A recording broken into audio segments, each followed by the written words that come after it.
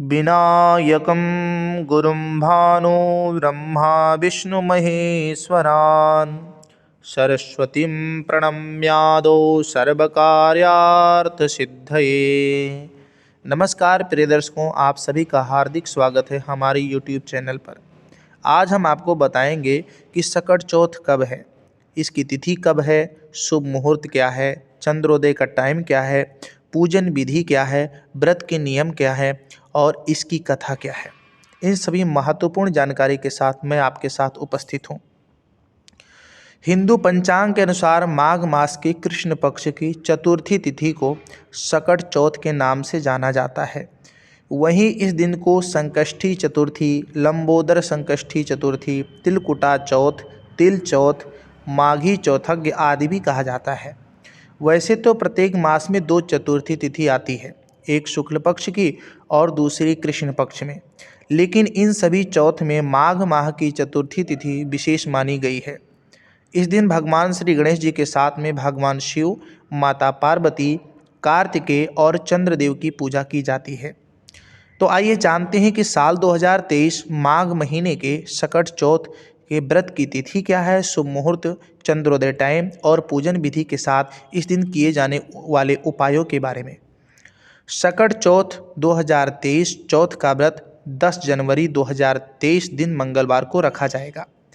चतुर्थी तिथि 10 जनवरी को दोपहर 12:09 से लेकर के 11 जनवरी दोपहर 12:31 तक रहेगा, यानी लगभग 24 घंटे।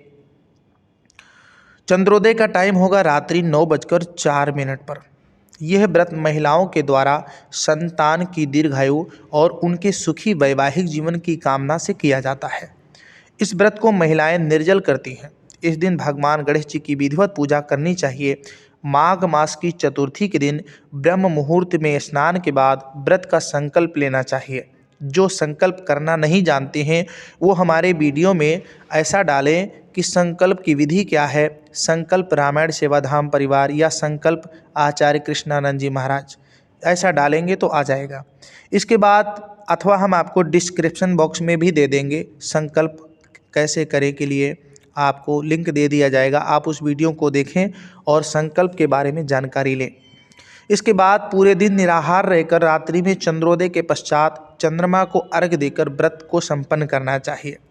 इसके लिए सबसे पहले एक चौक पर मिट्टी से बनी गणेश जी की प्रतिमा स्थापित कर लें, अथवा आपके घर में पीतल या तांबे या चांदी की प्रतिमा है तो उसको सामने रख कर के विधिवत स्नान इत्यादि करा के श्रृंगार कर लेना चाहिए।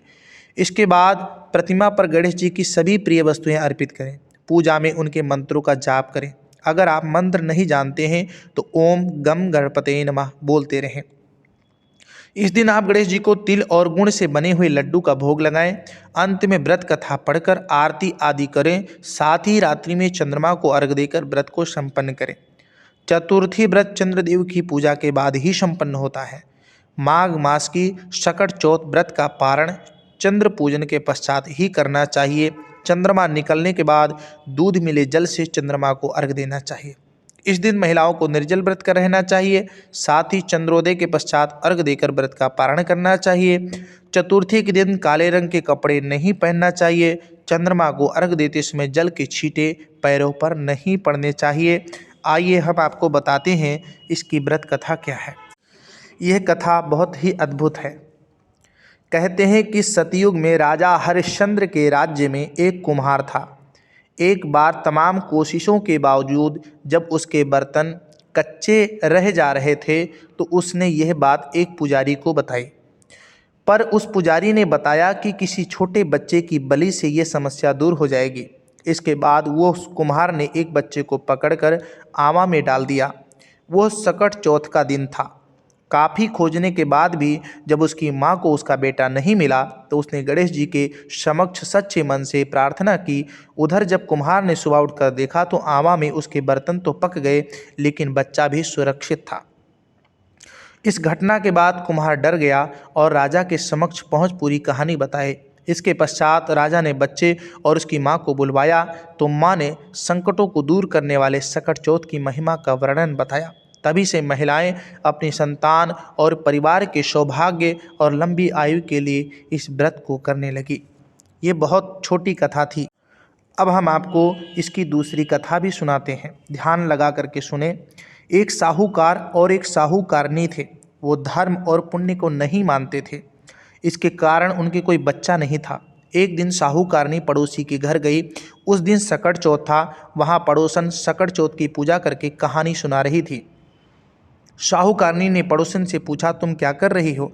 तब पड़ोसन बोली कि आज चौथ का व्रत है, इसलिए कहानी सुना रही हूँ। तब साहूकारनी बोली, चौथ के व्रत करने से क्या होता है? तब पड़ोसन कहती, इसके करने से अन्न, धन और सुहाग पुत्र सब मिलता है।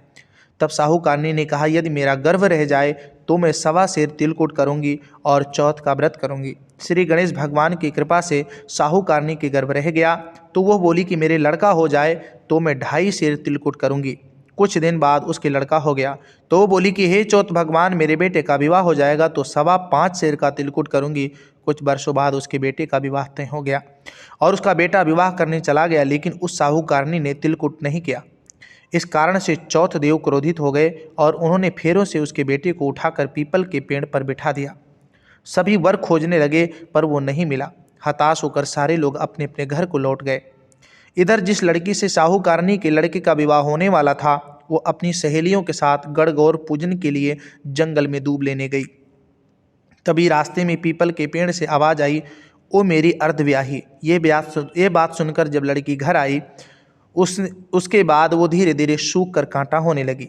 एक दिन लड़की की माँ ने कहा, मैं तुम्हें अच्छा खिलाती हूँ, अच्छा पहनाती हूँ, फिर भी तू सूखती जा रही है, ऐसा क्यों? तब वो लड़की अपनी माँ से बोली कि वो जब भी दूब लेने जंगल जाती है तो पीपल के पेड़ से एक आदमी बोलता है कि ओ मेरी अर्धव्याही। उसने मेहंदी लगा रखी है और सेहरा भी बांध रखा है। तब उसकी माँ ने पीपल के पेड़ के पास जाकर देखा, यह तो उसका जमाई ही है।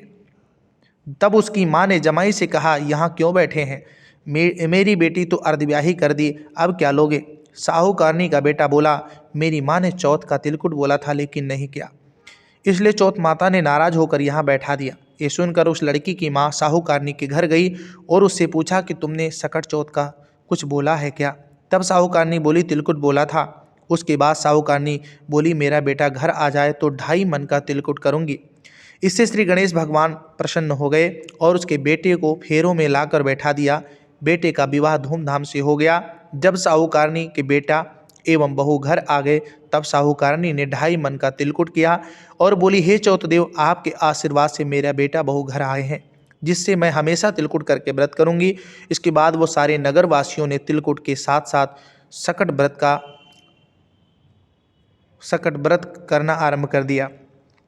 हे सकट चौथ, जिस तरह साहूकारनी को बेटे बहू से मिलवाया, वैसे ही हम सबको मिलवाना। इस कथा को कहने सुनने वालों का भला करना। बोलिए सकट चौथ की जय, गणेश भगवान की जय।